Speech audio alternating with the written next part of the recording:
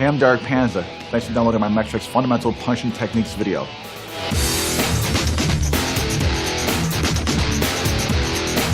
The first thing we're going to talk about is your fighting stance. Your fighting stance is the foundation for your offensive and defensive techniques, so it must be correct.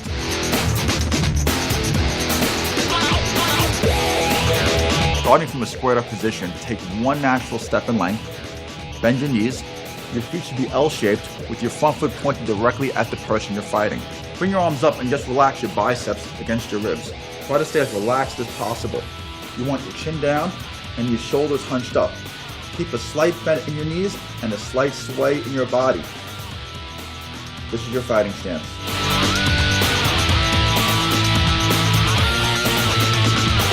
The next phase of our training is a guard position. With your arms up and in and your biceps relaxed against your ribs, you're going to make a special note that any strikes coming towards your body, you're going to lean into and block with your elbows and forearms. Any strikes coming at your head, you're going to raise up your arm, lean into the strike, and absorb on your forearm and your wrist. This is your guard position.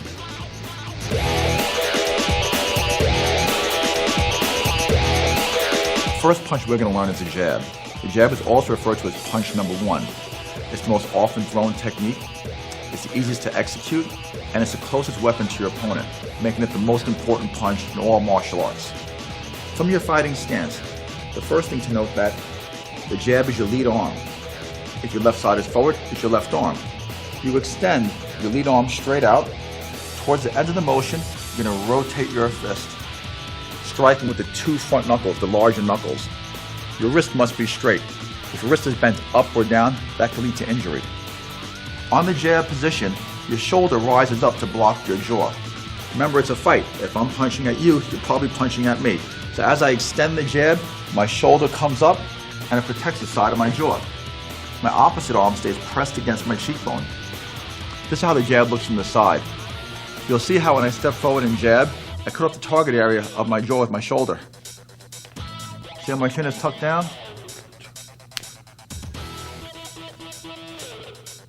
To get power in the jab, we have to step into it. There's no twisting of the body. It doesn't generate power by using all your body weight unless we step into it. The foot position is very simple on this.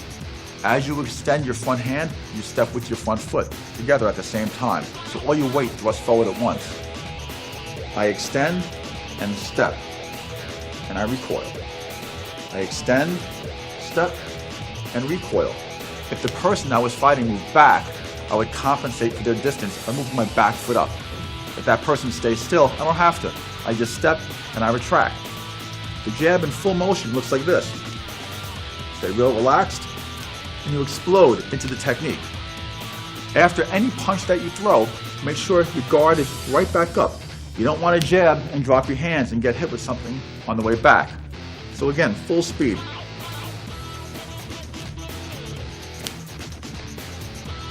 And that's your jab.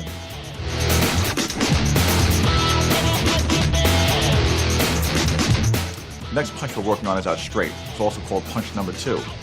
It's the second most important punch because it's the second most often thrown punch. The old 1-2 is a jab straight combination. You're straight, you begin with your hands up. From your fighting stance, you're going to begin rotating your right foot, your knee, your shoulder, and towards the end of that rotation, you're going to extend your arm, twisting your hand at the last second, striking with the two large knuckles. Your shoulder comes up, blocking any incoming fire to the side of your jaw. And then you recoil your punch. Again, straight out and back. The whole body moves together. My body moves, it moves, and boom, at the very end, I extend that punch. Full speed. That's punch number two. You're straight.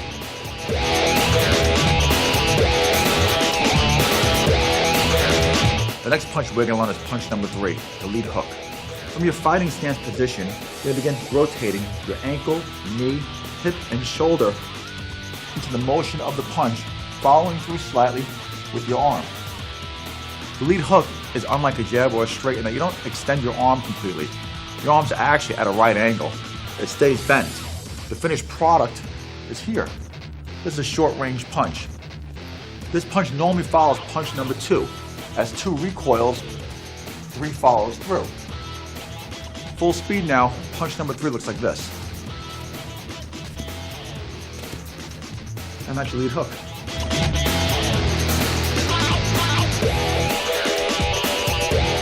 The next punch we're going to learn is punch number 4, the rear uppercut. The rear uppercut is generally used to set up your opponent for other punches, like punch 3, the hook. It begins off like punch 2, you're straight, but you rotate from the back foot, twisting your ankle, knee, and hip, thrusting your body forward. You drop your right arm slightly and shoot the punch underneath your opponent's jaw. In slow motion, here's punch 4. Off the back foot, I twist, twist, twist, boom, it comes from underneath. Generally setting up my opponent for punch 3, the follow-up punch. Full speed now, the rear uppercut looks like this. And that's your uppercut. Thanks for downloading my Metrics Fundamental Punching Technique video. Our next video segments, we're going to go over defense and kicking to help complete your arsenal. I'm Panza from Metrics. I'll see you in the ring.